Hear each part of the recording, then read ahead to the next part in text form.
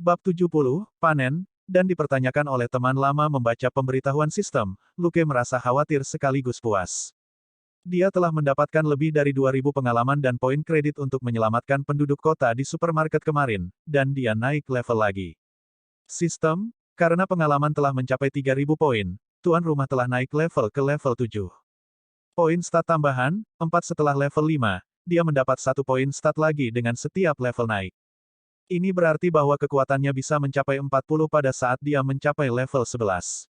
Dia juga akan memiliki cukup kredit untuk membeli kemampuan dasar penyembuhan diri. Dia telah membaca laporan otopsi Carol dan menanyakannya secara langsung.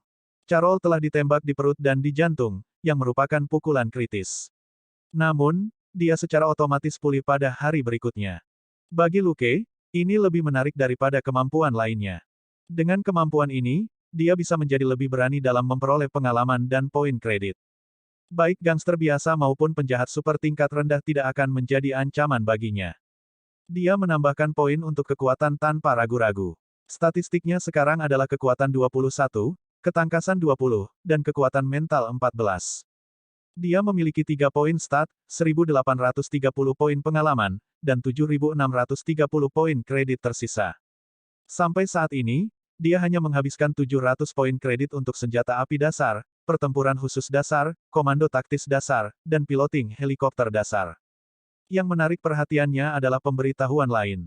Sistem, Anda telah menerima ucapan terima kasih Alice Miller. Anda sekarang dapat mempelajari semua kemampuannya. Daftar kemampuan Alice Miller, penyembuhan diri dasar, mutasi gen, prasyarat, 40 kekuatan. 10.000 kredit. Luke jatuh ke dalam pemikiran yang mendalam setelah dia membaca pemberitahuan itu. Alice tidak terlihat seperti orang yang istimewa. Apakah dia bersembunyi selama ini? Dia segera berhenti berpikir, karena bagaimanapun dia telah memperoleh kemampuan Alice. Namun, dia kecewa dengan kenyataan bahwa untuk mempelajari penyembuhan diri dasar Carol atau Alice, kekuatannya harus mencapai 40 terlebih dahulu. Dari penjelasan sistem, dia bisa memperoleh kemampuan masing-masing karena alasan yang berbeda. Namun, tampaknya persyaratannya sama. Menganalisis kekuatannya, dia tahu bahwa tubuhnya akan mendapatkan dorongan. Ketika kekuatannya mencapai 20, fisiknya telah ditingkatkan. Bagaimana dengan di usia 40? Apakah itu akan menjadi hambatan lain? Mungkin saja tubuhnya tidak akan mampu melakukan penyembuhan diri dasar sebelum itu. Di sisi lain, Carol dan Alice tampaknya tidak memiliki kekuatan 2 kali lebih banyak daripada Luke. Jadi, kemampuan penyembuhan diri sistem mungkin didasarkan pada mekanisme yang berbeda. Tidak mungkin sistem itu akan menyebabkan gennya bermutasi, kan? Sementara Luke merenungkan ini, seseorang mengetuk pintu ruang tunggu. Dia berbalik dan melihat 2 pria berpakaian hitam. Dia menyapa mereka dengan senyuman. Kapten Wells, Agen Charles, senang bertemu denganmu lagi. Kedua pria itu mengangguk dan tersenyum. Kami datang segera setelah kami menerima telepon Anda. Kami perlu menanyakan tentang tadi malam. Lukas mengangguk. Baiklah, aku harus memberitahu Chief Thomas dulu. Dia telah menelepon Wells ketika dia berada di helikopter. Dengan SHIELD yang terlibat, militer tidak perlu mencoba dan membungkam Luke. Wells membuat gerakan, dengan segala cara. Luke menelepon Thomas, dan segera menutup telepon. Dia berkata, haruskah kita pergi ke tempat lain? Juga, ini adalah Alice Miller dan putrinya. Kami mengenal mereka, jangan khawatir. Wells menganggukkan kepalanya. Dia dan rekannya meminjam 2 ruang wawancara dengan maksud menanyai Luke dan Selina secara terpisah. Mereka tidak meminjam ruang interogasi karena Luke dan Selina tidak mau duduk di tempat para penjahat itu duduk. Selina dengan senang hati membeli 2 Dr. Peppers lagi dan memberikan 1 kepada Luke. Karena dia akhirnya membuat Luke menghabiskan seluruh kaleng sekarang, dia telah memutuskan bahwa dia hanya akan memperlakukan Luke dengan ini di masa depan. Kedua agen FBI palsu itu sama-sama merasa aneh, tapi juga lega di saat yang bersamaan. Wells jelas tidak menganggap Luke dan Selina sebagai tersangka saat dia mengajukan pertanyaan kepada mereka.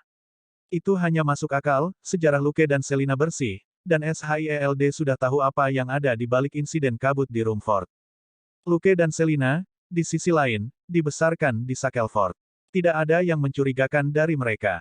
Mereka baru berada di Houston 3 hari sebelum melakukan perjalanan ini. Sayangnya dikirim ke Lakuin oleh bos kecil mereka kebetulan melewati Rumford. Selain itu, Wells telah secara pribadi terlibat dalam kasus penyelundupan, dan telah menandatangani laporan untuk itu. Jadi, Wells hanya di sini karena rutin memastikan bahwa orang dalam tetap bungkam. Mereka jelas tidak bisa menginterogasi Luke dan Selina sebagai penjahat. Karena alasan ini, percakapan berjalan cukup baik. Beberapa jam kemudian, Wells selesai dengan pertanyaannya, dan dia mengucapkan selamat tinggal pada mereka. Namun, dia membawa Alice dan putrinya bersamanya. Wells tidak memberitahu Luke alasannya. Dia hanya memberitahu Luke untuk tidak mengkhawatirkan mereka. Apa yang bisa Lukas katakan? Dia hanya seorang detektif kecil dan pasti tidak bisa memberitahu, Divisi 17 FBI, apa yang bisa atau tidak bisa mereka lakukan. Dia hanya bisa memberitahu Alice untuk berhati-hati, sebelum dia melihat Alice masuk ke helikopter Wells. Bab 71, Politik Kantor. Luke akhirnya menyingkirkan semua masalahnya setelah itu. Dia menikmati istirahat 3 hari dengan tenang. Tidak ada yang mengganggunya lagi. Karena 2 agen FBI palsu telah membuat mereka menandatangani perjanjian kerahasiaan lainnya, Luke tahu bahwa SHIELD pastilah yang mengambil alih masalah ini. Dengan keterlibatan SHIELD, baik FBI maupun polisi tidak dapat memeriksanya lagi. Jika mereka ingin tahu lebih banyak, mereka harus beralih ke SHIELD. Artinya, jika mereka bisa Divisi 17 FBI, yang tidak memiliki kantor sama sekali. Thomas tidak pernah meminta Luke dan Selina, dan mereka tentu saja tidak mengunjunginya. Mereka hanya melanjutkan pekerjaan mereka yang biasa. Wajah Brock berubah ketika dia melihat mereka. Dia tidak bisa menyembunyikan kemarahannya. Atau lebih tepatnya, dia tidak ingin menyamarkannya sama sekali. Menarik wajah yang panjang, dia melemparkan file kasus ke arah mereka dan menyuruh mereka bekerja. Luke dan Selina tidak bereaksi, seolah-olah mereka tidak memperhatikan wajah panjang Brock. Tidak ada yang menyapa mereka lagi ketika mereka kembali ke meja mereka. Jelas, semua orang sekarang tahu bahwa Brock tidak senang dengan mereka. Mereka lebih suka tidak membuat bos mereka kesal dengan berbicara dengan 2 pendatang baru yang hampir tidak mereka kenal. Luke dan Selina tidak terganggu. Selina bahkan berkata dengan suara rendah, "Sekali lagi, kamu benar. Orang ini benar-benar picik." Luke dengan tenang menelusuri file itu. Dia hanya kurang beruntung. Triknya terungkap terlalu mudah. Petik 2. Membaca file itu sejenak, Luke melemparkannya kembali ke meja dan bersandar di kursinya. Dia lebih pintar sekarang. Dia memberi kami kasus kecil. Selina membaca file itu sejenak dan mengerti. Ini kasus orang hilang. Bukan hal yang aneh jika kita tidak dapat menemukan apapun setelah penyelidikan seumur hidup. Atau lebih tepatnya, kita mungkin tahu pada akhirnya bahwa wanita ini melarikan diri karena kekerasan dalam rumah tangga. Lukas mengangguk. Tepat. Ayo pergi. Kita harus tetap menangani kasus ini. Ini juga merupakan kesempatan bagi kita untuk menjadi akrab dengan lingkungan ini. Saya tidak berpikir Brock bisa menekan kita lama. Petik 2. Karena mereka baru di sini, mereka harus mengambil kasus dari Brock. Tapi begitu mereka membangun koneksi mereka sendiri, banyak kasus akan langsung ke mereka. Banyak detektif di divisi kejahatan besar meninggalkan kontak mereka dengan orang-orang yang terlibat dalam kasus tertentu. Ketika orang-orang itu dalam kesulitan, mereka akan menghubungi para detektif, dan para detektif akan mendapatkan kasus-kasus itu. Jika detektif dapat mengembangkan jaringan informan, mereka juga akan dapat menemukan dan memecahkan kasus dengan petunjuk yang mereka temukan sendiri. Dan karena detektiflah yang menemukan kasus-kasus ini, biasanya merekalah yang bertanggung jawab atas kasus-kasus itu. Brock bisa meminta orang lain untuk menangani kasus tertentu, asalkan dia tahu tentang apa itu. Namun, dia tidak bisa melakukan itu sepanjang waktu. Siapapun yang menemukan kasus bertanggung jawab atas kasus tersebut. Ini adalah aturan yang tidak diucapkan. Aturan itu hanya dilanggar ketika detektif tertentu tidak dapat memecahkan kasus yang mereka temukan, atau bahkan menyebabkan banyak masalah saat mereka melakukannya. Luke masih baru di sini. Dia tidak terburu-buru untuk mencari kasus. Bukan hal yang buruk untuk menghabiskan beberapa bulan membiasakan diri dengan tempat itu. Dalam beberapa hari berikutnya, Luke tidak membuat kemajuan dalam kasus orang hilang. Dia menanyai tetangga dan kolega wanita yang hilang itu, tetapi tidak menemukan sesuatu yang menarik. Tidak ada yang mencurigakan tentang suaminya juga. Kasus itu menemui jalan buntu. Selina agak cemas, tetapi Luke santai. Sementara mereka menyelidiki kasus ini, dia telah mencari tempat di mana mereka bisa berlatih. Latihan menembak itu sederhana. Kantor polisi telah bermitra dengan lapangan tembak, dan berlatih menembak di sana murah. Luke akhirnya menemukan tempat yang memiliki kamar tersendiri di mana mereka bisa berlatih jiu-jitsu Brasil. Sangat mudah untuk menemukan catatan tempat-tempat seperti ini di kantor polisi. Namun, mereka harus memeriksa lingkungan dan harga secara langsung. Mereka menemukan sebuah klub seni bela diri di dekat kantor polisi, yang dimiliki oleh seorang pria Tionghoa parubaya. Lukas tidak peduli tentang itu. Dia hanya menyewa kamar di klub. Klub memiliki banyak kamar kosong, jadi bos tidak menolak. Nah, Selina mungkin juga menjadi faktor penyebabnya. Seorang gadis cantik jauh lebih meyakinkan daripada Luke dalam negosiasi seperti ini. Pemilik klub tentu tidak akan menolak kesempatan untuk berbicara dengannya lebih sering. Setelah mereka mencapai kesepakatan, mereka berdua mengerjakan kasus di siang hari dan berolahraga setelah bekerja. Sekarang dia punya tempat untuk melampiaskan amarahnya, Selina tidak lagi terluka seperti sebelumnya. Setiap kali Brock memberi mereka kasus baru, dia akan mengkritik mereka karena tidak bekerja cukup keras dalam kasus orang hilang. Luke harus diam-diam menarik Selina beberapa kali untuk menghentikannya melawan. Dia tidak peduli tentang semua itu. Lebih jauh lagi, baik Brock maupun mereka tidak bisa membicarakannya di luar. Jika Brock berani berbicara seperti itu di bullpen, maka semua orang di divisi kejahatan besar adalah sampah, karena mereka semua memiliki tumpukan kasus yang belum terpecahkan selama berbulan-bulan, jika tidak bertahun-tahun. Luke hanya menonton pertunjukan Brock, lalu pergi dengan berkas kasus baru setelah yang terakhir selesai. Tapi dia tidak mengucapkan selamat tinggal dengan sopan seperti sebelumnya. Dia hanya menyeret Selina pergi. Brock muram, tapi tidak ada yang bisa dia lakukan. Luke dan Selina memiliki Thomas di belakang mereka dan telah berkontribusi pada kasus besar. Brock tidak punya banyak cara untuk menekan mereka. Beberapa hari yang lalu, Thomas telah memanggilnya dan meneriakinya, mengklaim bahwa dia adalah seorang idiot berkepala babi. Bab 72, Perjalanan Kerja Lagi. Brock tidak berani mengatakan apapun kepada Thomas. Jadi, dia menemukan Luke dan Selina bahkan lebih tidak bisa ditoleransi. Jika mereka mengutuknya atau melawan, ketidaktaatan mereka akan dicatat. Namun, mereka tidak berbenturan dengannya di permukaan, dan malah mengungkapkan kemarahan mereka dengan cara yang halus. Brock tahu bahwa tidak mungkin berdamai dengan mereka sekarang. Luke mungkin masih muda, tetapi sepertinya dia telah melihat melalui Brock. Brock tidak bisa mundur. Fraksinya, identitasnya dan posisinya tidak memungkinkan dia untuk tunduk pada dua pendatang baru. Sore itu, mereka mendapat kasus lain. Luke pergi ke Brock setelah membaca file kasus. Tuan, apakah Departemen Kepolisian Houston diizinkan untuk berpartisipasi dalam kasus ini? Apa yang sebenarnya ingin dia tanyakan adalah, apakah kamu tidak takut sesuatu akan terjadi lagi? Itu adalah kasus di Wolf Kyle, yang terletak di sebelah timur Houston. Sepasang suami istri dilaporkan hilang. Wajahnya tidak berubah, Brock berkata, itu bukan yurisdiksi kami, jadi Anda hanya akan membantu penyelidikan. Polisi setempat akan menangani kasus ini. Apakah ada masalah? Divisi Kejahatan Besar menangani banyak kasus serupa. Jika Anda tidak menyukainya, Anda dapat melaporkannya kepada Kepala Thomas. Petik 2. Luke berkata dengan tenang, baiklah, mengerti. Aku akan pergi dan bersiap-siap. Dia kemudian berbalik dan pergi. Brock kedinginan. Apa yang mungkin bisa Anda lakukan? Wakil Kepala Sandra lah yang menangani kasus ini.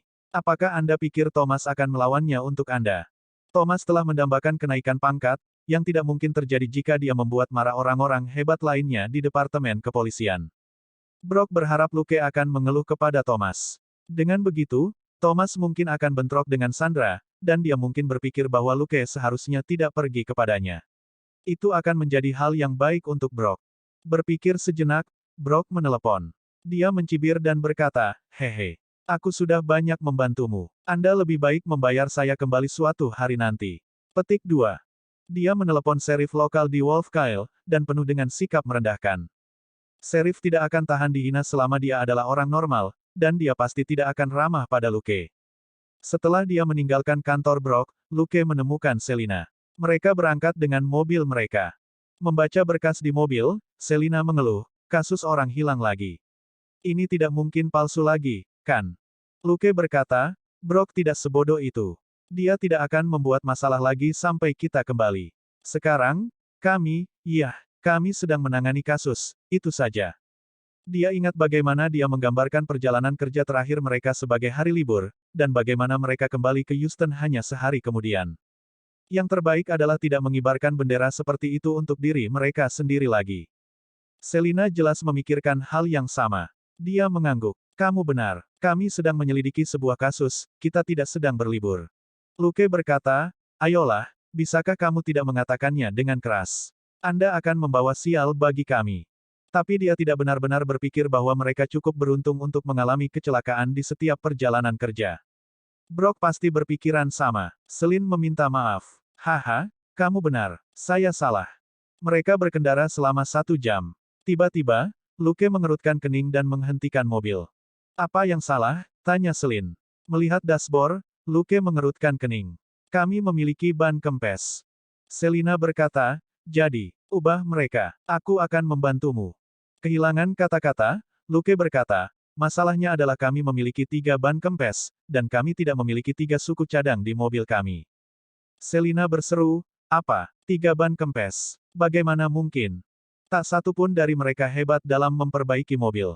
Selain itu, bahkan mekanik terhebat pun tidak akan bisa memperbaiki 3 ban tanpa alat apapun. Luke mengangkat kepalanya, hanya untuk menemukan bahwa mereka terdampar di tempat yang merepotkan. Di belakang mereka, jaraknya 100 km dari Houston, sedangkan kota terdekat berjarak 50 km. Di depan mereka, Wolfkyle juga berjarak 50 km. Mereka tertangkap tepat di tengah. Luke mengeluarkan ponselnya, tetapi tidak ada sinyal.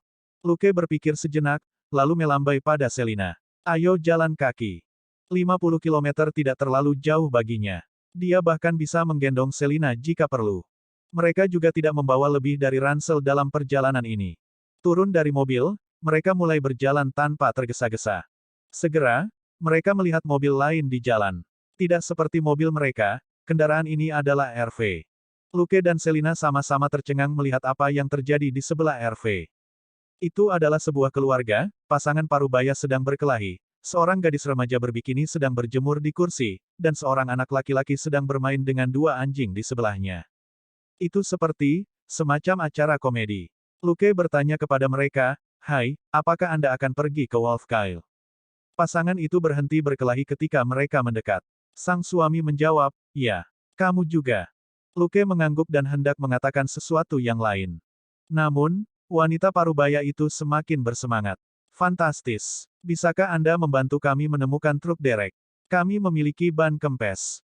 Baik Luke maupun Selina tidak bisa berkata-kata. Mereka telah merencanakan untuk menumpang ke Wolfkyle. Lagi pula, RV ini cukup luas untuk mereka, selama orang asing itu tidak menolak. Mereka tidak menyangka bahwa keluarga itu juga mengalami ban kempes dan terpaksa berhenti di sini. Luke dan Selina tanpa sadar melirik gadis yang sedang menikmati matahari di sebelah jalan. Postur tubuhnya yang santai telah meyakinkan mereka bahwa keluarganya hanya beristirahat di tengah perjalanan mereka. Apakah benar-benar baik-baik saja untuk menjadi begitu riang ketika kendaraan keluarga Anda terdampar di tempat terpencil ini? Luke hanya bisa berangkat dengan Selina lagi setelah mengucapkan selamat tinggal pada pria paruh baya itu. Tidak dapat mengandalkan keluarga, mereka harus terus maju. Tidak akan menjadi masalah untuk memanggil truk derek untuk keluarga ketika mereka mencapai Wolfkyle. Matahari sudah terbenam di barat. Mereka berjalan ke depan tanpa tergesa-gesa. Bab 73, Hostel Tips Emas Selina berkata sambil tersenyum, "Wah, rasanya seperti kita sedang mendaki liburan." Luke hanya mengangguk, tidak peduli bahwa dia telah menyebutkan kata tabu itu lagi. Mereka benar-benar sendirian. Dihadapkan dengan dataran luas, pohon-pohon gemerisik, dan matahari merah darah, mereka menikmati pemandangan yang luar biasa. Setengah jam kemudian, Selina berseru dengan takjub, "Hah? Apakah itu sebuah rumah di sana?" Luke juga melihatnya. Dia tersenyum. "Besar. Setidaknya kita bisa mendapatkan bantuan sekarang." Petik 2. 10 menit kemudian, mereka sampai di rumah. Itu adalah bangunan 1 lantai yang cukup besar, dengan tanda yang bertuliskan, "Hostel," di depannya. Itu adalah sebuah asrama, tetapi tidak memiliki nama. Mereka masuk, dan juga tidak melihat siapapun. Luke memanggil, "Halo." Setelah keheningan singkat, seseorang muncul dari lorong. Itu adalah pria parubaya yang tampak rata-rata mengenakan pakaian biasa, yang tampak agak ceroboh. Selina mengerutkan kening. Dia tidak bias terhadap buruh. Dibesarkan di pedesaan Texas, dia tidak peduli tentang itu. Namun, orang ini memiliki janggut yang berantakan, dan kemeja serta celananya yang kotor jelas belum dicuci selama berhari-hari. Mereka bisa mencium bau busuk dari jarak beberapa meter. Anda menjalankan asrama dengan penampilan seperti ini. Selina diam-diam mengeluh. Namun, Luke menutup mata terhadap hal itu. Dia hanya bertanya sambil tersenyum, "Bisakah kami meminjam teleponmu?" Mobil kami mogok. Kita harus memanggil truk derek. Pria itu menjawab, tidak ada telepon di sini. Lukas bertanya, oke, apakah kamu mempunyai mobil? Bisakah Anda memberi kami tumpangan? Petik 2. Pria itu berkata, istri saya pergi berbelanja di Wolf Kyle dan mengambil mobil, jadi tidak tersedia. Apakah Anda check-in atau tidak? Petik 2. Luke dan Selina saling memandang dan tahu apa yang dia maksudkan, tidak ada yang tersedia di sini kecuali mereka membayar untuk kamar. Bos asrama di tempat terpencil seperti itu pasti tidak akan melepaskan calon penghuni. Akan larut malam bahkan jika Luke dan Selina mencapai Wolf Kyle dengan berjalan kaki, dan mereka juga harus mencari hotel. Jadi, mereka mungkin juga tinggal di sini. Sesaat kemudian, setelah membayar 2 kamar single, Luke akhirnya bertanya, sekarang, apakah Anda punya ponsel atau mobil cadangan? Mereka telah membayar $90 untuk kamar itu. Sudah waktunya bos mengatakan yang sebenarnya kepada mereka. Namun, bos hanya memberitahu mereka bahwa istrinya akan kembali dari Wolf Kyle keesokan paginya, dan dia bisa membawa mereka ke Wolf Kyle saat itu. Luke dan Selina kehilangan kata-kata. Mereka berkeliling asrama, hanya untuk menemukan bahwa itu benar-benar tidak memiliki mobil atau telepon. Asrama berada di antah berantah, dan mereka akan dengan mudah melihat saluran telepon atau mobil jika ada. Selina berkata, apakah kita salah paham dengannya? Dia tidak sengaja menyiratkan bahwa kita harus tinggal di sini. Luke berkata, yah, saya pikir bos melakukan lebih dari sekadar menyiratkan. Bos dapat mengirimkan barang dan persediaan secara teratur, tetapi orang yang lewat tidak bisa. Mengingat bagaimana mobilnya dan RV keduanya memiliki ban kempes, Luke tahu apa yang terjadi. Karena letaknya persis di pinggir jalan, tentu harus memanfaatkan mobil yang lewat. Tapi apakah itu saja? Mungkinkah asrama bersekongkol dengan layanan truk derek di Wolf Kyle? Luke diam-diam mengutuk ketika dia menyadari bahwa asrama telah didirikan di sini justru untuk menipu para pelancong. Biaya makanan dan makan, ditambah truk derek, itu benar-benar cara yang brilian untuk menghasilkan uang. Tidak ada mobil yang bisa tiba di Wolf Kyle tanpa membayar ratusan dolar. Luke bertekad untuk menelepon polisi di Wolf Kyle untuk membalas para penipu ini. Akhirnya, mereka tidak memesan makanan di asrama. Mengingat kebersihan pribadi bos, mereka khawatir makanan itu mungkin mengandung kutu. Mereka hanya bisa membeli makanan yang sudah dikemas sebelumnya di konter, seperti sandwich dan kaleng. Mereka juga sangat mahal dan 2 kali lipat dari harga di supermarket. Luke dan Selina membayar $50 untuk makanan itu. Bahkan makan di restoran di kota tidak memakan banyak biaya. Seperti biasa, Luke dan Selina berkeliaran di sekitar area sebelum benar-benar gelap. Sangat penting untuk mengenal lingkungan dasar dari setiap tempat. Namun, karena mereka tidak punya mobil, mereka tidak pergi terlalu jauh. Ketika mereka kembali ke asrama, mereka melihat 4 wajah yang mereka kenal.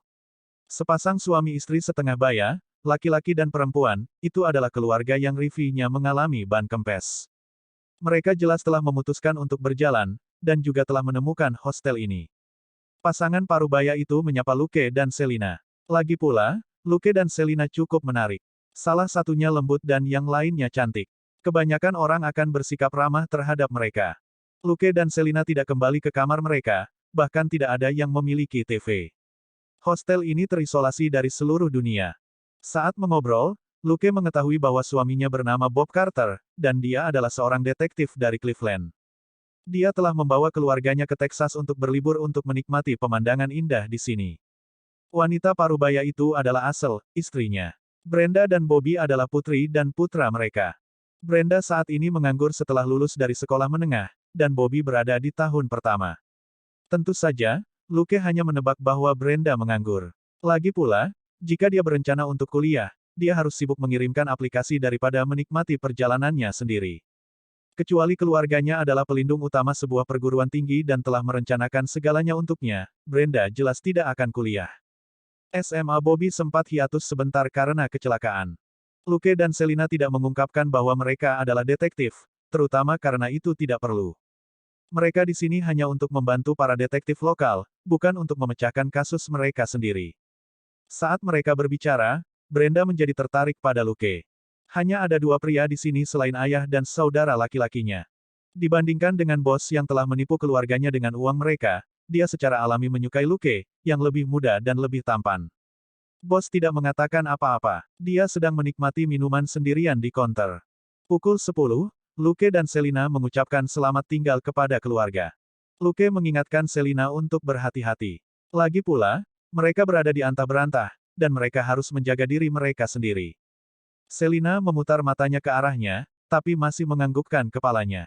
Bab 74, Kebodohan dan Transportasi. Luke pergi tidur setelah mandi. Tidak ada suara dari sebelah. Selina jelas tertidur juga.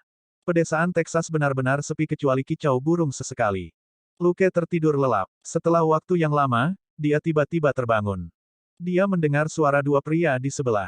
Tapi itu kamar Selina. Bagaimana mungkin ada pria yang berbicara di kamarnya di tengah malam?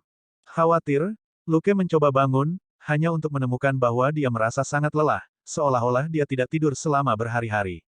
Lukas terkejut. Apakah dia telah dibius? Dia berpikir cepat, dan segera menemukan kemampuan dalam daftar sistem, perlawanan dasar terhadap interogasi, 100 kredit.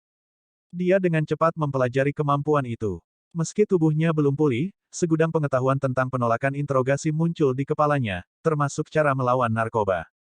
Menggunakan pengetahuan yang dia miliki sekarang, Luke berhasil melawan rasa kantuk dan meraih pistolnya di bawah bantalnya, tetapi dia hampir tidak bisa mengambilnya. Dia akan bangun, ketika dua pria bertopeng membuka pintunya. Salah satu dari mereka berkata, "Cepatlah melakukannya. Kami sudah memuat wanita itu ke dalam mobil. Dapatkan orang ini di dalamnya juga." Benar, mereka polisi Houston. Singkirkan senjata mereka. Hati Luke terasa berat. Selina telah ditangkap. Juga, orang-orang ini tahu bahwa mereka adalah polisi. Berpikir cepat, dia tidak melakukan apa-apa dan membiarkan orang asing itu memindahkannya dan mengambil senjatanya. Sesaat kemudian, dia terlempar ke tempat tidur sebuah pickup. Di bawahnya ada tubuh yang lembut. Luke tidak perlu membuka matanya, aroma akrab sampo ini milik Selina. Dia kurang cemas sekarang. Selama dia dan Selina tidak berpisah, dia masih bisa membalikkan keadaan. Namun, orang asing itu tidak melakukan apa-apa lagi. Mereka hanya mengobrol dan merokok di samping mobil. Haha, ini akan menyenangkan kali ini. Ada keluarga lain selain pasangan ini. Sang suami adalah seorang polisi, tetapi sisanya hanyalah orang biasa. Mereka akan membosankan. Itu Gus, bos asrama. Orang lain berkata, "Kamu terlalu serakah. Kami mendapatkan 3 wanita kali ini, dan salah satunya adalah polisi yang merokok." Luke ingat suaranya. "Tunggu saja. Anda akan segera mendapatkannya." Gus terkekeh. "Lupakan. Yang terbaik yang bisa Anda dapatkan adalah wanita parubaya." Petik 2. Orang lain mengutuk. "Sial, mengapa mereka harus memilih mainan terlebih dahulu? Hei, Gus, bisakah kita mendapatkan yang lain kali ini?" Gus berkata, "Saya rasa tidak, tetapi jika Anda masih menginginkannya saat permainan selesai, itu mungkin saja." Orang itu berkata, "Benarkah? Itu tidak terlalu buruk." Saat mereka berbicara, 4 orang lainnya memindahkan sesuatu dari asrama. Luke tidak bisa melihat apa-apa dan hanya bisa mendengarkan mereka. Dari percakapan itu, dia yakin keluarganya juga sudah pindah ke mobil lain. 6 orang. 6 orang terlibat dalam operasi penculikan aneh ini. Berdasarkan percakapan mereka, mereka hanya bertanggung jawab untuk menangkap pelancong, dan anggota geng yang sebenarnya belum muncul. Mobil segera mulai bergerak, bukan ke arah Wolfkyle, tapi ke timur. Luke mencoba menahan obat penenang, dan dengan cepat pulih seiring berjalannya waktu. Sementara kekuatannya adalah 24, efek sebenarnya adalah 48 dan 5 kali lipat dari orang normal. Obat penenang yang diberikan orang asing itu sangat kuat, tetapi tidak cukup kuat untuk mengubah para korban menjadi idiot. Jadi, Luke terbangun di kamarnya saat itu, sementara Selina tetap tidak sadarkan diri. Setelah 20 menit, kelelahan Luke menghilang dengan cepat, dan kelopak matanya sekarang tidak terlalu berat. Dia memeriksa Selina dengan hati-hati. Dia tidak diikat, tetapi dia jelas telah dibius. Luke berpikir cepat. Orang-orang itu baru saja mengungkapkan banyak informasi. Ini bukan pertama kalinya mereka melakukan ini, itu hampir seperti permainan bagi mereka. Orang asing yang telah memindahkan Luke dan yang lainnya untuk permainan, kemudian bahkan tidak tertarik pada orang biasa, mereka lebih bersemangat tentang Luke, Selina dan Bob, karena mereka adalah polisi. Pasti ada yang salah dengan orang-orang ini, dan itu hampir gila. Luke meraba-raba saat mobil menabrak di sepanjang perjalanan. Dia tidak menemukan apapun kecuali tongkat. Luke berguling ke tongkat ketika dia memiliki kesempatan. Dia langsung mengerutkan kening. Sial, ada paku di tongkat, dan mereka menusuk pahanya. Untungnya, pakunya tidak terlalu dalam. Luke meraba-raba tongkat itu dan mengerahkan kekuatannya untuk mencabut dua paku. Kedua paku itu setengah patah, kalau tidak, dia tidak akan bisa mencabutnya. Sambil memegang paku di tangannya, Luke menarik napas dalam-dalam dan mencoba menyesuaikan keadaan pikirannya. Dia memiliki senjata di tangannya dan Selina di sebelahnya. Itu sudah yang terbaik yang bisa dia minta dalam mimpi buruk seperti itu. Namun, dia merasa itu tidak adil.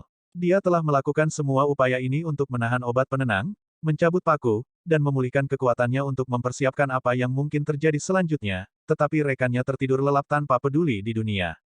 Memikirkan ini, Luke tidak bisa menahan diri untuk tidak mencubit Selina, yang masih tidur nyenyak. Pahanya bukan satu-satunya yang menderita. Selina mengerang dalam tidurnya, tetapi masih tidak bangun. 30 menit kemudian, mobil berhenti. Luke melihat bahwa itu adalah sepetak hutan dari tempat tidur pickup. Hutan diterangi, bukan oleh lampu jalan, tetapi oleh lampu depan banyak mobil. Babak 75, permainan ada bisikan di mana-mana, tetapi bisikan itu terlalu rendah untuk didengar dengan jelas. Luke agak terkejut. Berapa banyak orang yang terlibat dalam hal ini? Puluhan. Segera, bak truk pickup dijatuhkan, dan Luke dan Selina dipindahkan ke tanah. Mereka masih bersebelahan. Orang-orang ini tidak berencana untuk memisahkan mereka. Suara-suara tidak jauh dari sana menunjukkan bahwa keluarga Bob juga telah dipindahkan. Sesaat kemudian, seorang pria mengumumkan, "Bangunkan mereka. Saya harus memberitahu mereka aturan mainnya." Luke dihidupkan kembali oleh air dingin yang disiramkan ke wajahnya. Tapi dia tidak bergerak. Dia mengamati reaksi rekan-rekan korbannya. Baru setelah Selina berjuang dengan pusing, Luke mulai menunjukkan reaksi yang sama. Selina telah bangun, tetapi tidak sepenuhnya. Obat penenang itu cukup kuat. Dia bergumam, "Apa yang terjadi?" Pria itu melanjutkan, "Selamat datang di taman bermain kami, Detektif Selina dan Detektif Luke, dan rekan tim Anda yang tak terduga, Detektif Bob dan keluarganya. Anda cukup beruntung memiliki rekan tim untuk membantu Anda. Detektif Bob bisa saja menghindari ini, tapi dia memilih untuk tidak melakukannya. Selamat." Melihat pria bertopeng di depannya, Selina masih pusing. "Apa yang kau bicarakan?" Kepala Bob juga mulai jernih. "Kamu siapa? Apa yang kamu inginkan?" "Hehe." Jawabannya sederhana. "Anda sekarang dalam permainan kami." "Mau tahu permainan apa ini?" Pria itu bertanya dengan penuh semangat. Bob berteriak, "Permainan apa? Ini ilegal, apakah Anda tahu itu?" Petik 2. Pria itu tertawa terbahak-bahak. "Ya, memang, tapi siapa yang tahu? PD Cleveland Anda, atau PD Houston, dari mana dua perwira muda ini berasal?" Setelah jeda, dia melanjutkan, "Baiklah, cukup omong kosong. Selamat, Anda telah bergabung dengan permainan berburu yang sebenarnya, dan Anda memainkan peran sebagai mangsa." Selina dan Bob sama-sama diam. Luke hanya berpura-pura seperti dia sudah mati. Dia adalah seorang perwira muda yang baru saja lulus SMA, dia harus lemah. Betapa membosankan. Pria itu menghela nafas dan berkata, "Biarkan saya memberitahu Anda, permainan akan dimulai dalam 5 menit, dan Anda akan menjadi mangsa dalam permainan ini, seperti babi hutan atau rusa. Apakah Anda mengerti? Jika Anda tidak lari dengan semua yang Anda miliki, Anda akan terbunuh." Luke sudah mengerti bahwa orang-orang ini adalah orang mesum yang suka bersenang-senang dengan orang sungguhan. Ini bukan hanya tentang membunuh, itu tentang membantai orang seperti binatang. Dia memeriksa jumlah mobil dan orang yang bisa dia lihat. Ada 7 mobil, semua pickup dan SUV. Berdasarkan suara-suara di belakangnya, pasti ada 5 mobil lain yang tidak bisa dia lihat. Total ada lebih dari 10 mobil, belum termasuk 3 mobil pickup yang diturunkan para korban. Ada 2 hingga 4 orang di setiap mobil. Jadi, jumlah peserta dalam game ini berkisar antara 30 hingga 50. Dari mana orang-orang gila ini? Apakah tidak ada yang pernah memperhatikan apa yang mereka lakukan? Luke berpikir sejenak, dan menyadari bahwa jawabannya mungkin tidak. Di tempat yang jarang penduduknya seperti Texas, hilangnya beberapa pelancong tidak layak disebutkan kecuali ada bukti yang menunjukkan telah terjadi kejahatan. Bukan hanya pelancong, Matt dari HPD sudah berkunjung ke rumah, dan masih belum ditemukan. Lebih jauh lagi, Luke dan Selina bukan bagian dari polisi setempat, tetapi hanya warga sipil di sini. Terlalu banyak orang Amerika yang hilang dalam perjalanan, tidak pernah ditemukan lagi. Bukan hal yang aneh untuk menemukan mayat dari beberapa dekade yang lalu. Terlalu banyak kasus seperti ini untuk diselidiki polisi. Sementara Luke berpikir, Selina membuka mulutnya. Dia diam-diam meneriaki kebodohannya. Tidak ada gunanya mengkritik orang-orang ini sekarang. Berpura-pura lemah, dia mencondongkan tubuh ke dekat Selina, membenamkan wajahnya dinya dan mencubit pantatnya. Selina linglung melihat Luke yang tampak kebingungan terbaring di dadanya. Dia menyadari apa yang sedang terjadi, dan menahan apa yang akan dia katakan. Selina tahu fisik Luke lebih baik daripada orang lain. Dia sudah bisa berbicara, jadi bagaimana mungkin Luke masih pusing. Kepalanya juga lebih jernih berkat rasa sakit di pantatnya. Dia mengerti bahwa Luke menyuruhnya diam. Sebaliknya, keluarga Bob jauh lebih ribut. Bob mengutuk, dan istri serta anak-anaknya menangis, tidak dapat memahami situasinya. Atau mungkin mereka mengerti, dan pikiran mereka runtuh saat mereka menebak apa yang akan terjadi nanti. Baiklah, kita akan pergi. Anda punya waktu 5 menit untuk bersembunyi. Kemudian, perburuan akan dimulai. Ingat, hanya pemenang yang akan bertahan. Pria itu bersiul, dan semua mobil di sekitar mereka pergi. Luke mengamati lingkungan ketika hutan kembali gelap. Itu sepi, dengan banyak semak-semak di sekitarnya. Tapi semak-semak itu tidak tebal atau lebat, dan tidak akan menyembunyikan siapapun. Baru saja, orang-orang asing itu membawa senjata yang berbeda, tetapi kebanyakan dari mereka adalah busur dan busur. Beberapa busur itu biasa, tetapi beberapa terlihat sangat aneh. Orang-orang asing itu memang memiliki pistol, tetapi meninggalkannya di sarungnya. Jelas bahwa orang-orang ini benar-benar menganggap ini sebagai permainan dan bukan pertarungan yang sebenarnya. Luke dengan cepat melepas kausnya, merobeknya menjadi beberapa bagian, dan mengikat kaki Selina. Mengingat fisiknya jauh lebih baik, tumitnya jauh lebih keras. Tidak nyaman berjalan dengan kaki telanjang, tetapi itu tidak tertahankan. Dia lebih suka bahwa Selina tidak harus menanggungnya. Dia akan pingsan kesakitan jika dia mengambil beberapa langkah di alam liar tanpa sepatu. Ada kerikil dan ranting di mana-mana, berjalan di atasnya akan seperti berjalan di atas pecahan kaca. Mengapa Luke tidak menyuruh Selina menggunakan pakaiannya sendiri? Yah, dia hanya mengenakan bra dan celana pendek. Celana pendek menutupi selangkangannya, tetapi tidak memiliki cukup kain ekstra untuk menutupi kakinya. Saat dia membungkus kaki Selina, Luke berbisik padanya dengan suara rendah, jangan percaya apapun yang mereka katakan. Tidak akan ada yang selamat dalam game ini. Kita akan mati jika kita tidak bisa melarikan diri.